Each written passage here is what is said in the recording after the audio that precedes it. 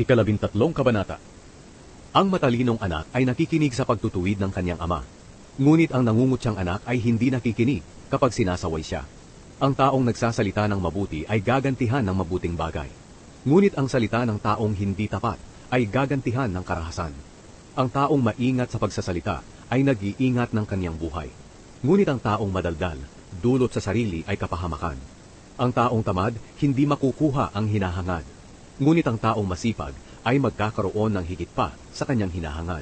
Ang taong matuwid ay namumuhi sa kasinungalingan. Ngunit ang taong masama ay gumagawa ng mga bagay na kahiya-hiya. Ang taong walang kapintasan ay iingatan dahil sa kanyang matuwid na pamumuhay. Ngunit ang makasalanan ay mapapahamak dahil sa kanyang kasamaan. May mga taong nagkukunwaring mayaman, ngunit mahirap naman. At may mga nagkukunwaring mahirap, ngunit mayaman naman. Ang taong mayaman kapag dinukot ay may pantubos sa kanyang buhay. Ngunit ang taong mahirap ni hindi man lang pinagtatangkaan. Ang buhay ng taong matuwid ay parang ilaw na maliwanag.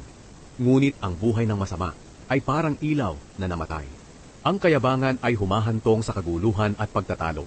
Ngunit ang nakikinig sa payo ay nagpapahiwatig ng karunungan. Ang kayamanang nakuha sa pandaraya ay madaling nawawala. Ngunit ang kayamanang pinaghirapan ay pinagpapala. Ang hangarin na naantala ay nakapanghihina.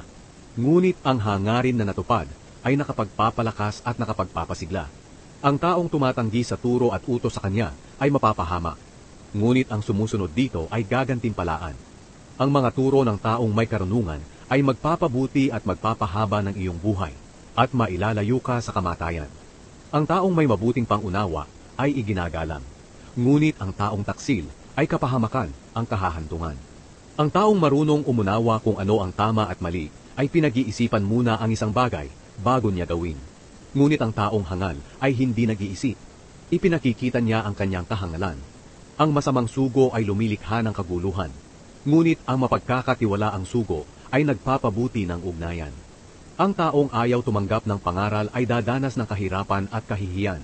Ngunit ang tumatanggap nito ay pararangalan. Ang pangarap na natupad ay nagdudulot ng ligaya. Subalit ang taong hangal ay hindi tumitigil sa paggawa ng masama.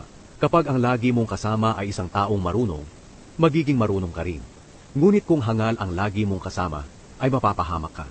Ang kapahamakan ay darating sa mga makasalanan saan man sila magpunta. Ngunit ang mga matuwid ay gagantimpalaan ng mabubuting bagay. Ang kayamanan ng mabuting tao ay mamanahin ng kanyang mga apo. Ngunit ang kayamanan ng makasalanan ay mapupunta sa mga matuwid. Umani man ang sagana ang lupain ng mahihirap, hindi rin sila makikinabang dito dahil sa hindi makatuwirang patakaran ng iba. Ang mapagmahal na magulang ay nagdidisiplina ng kanyang anak. Sapagkat kung mahal mo ang iyong anak, itutuwid mo ang kanyang ugali. Ang taong matuwid ay makakakain ng sapat. Ngunit ang masasama ay magugutom.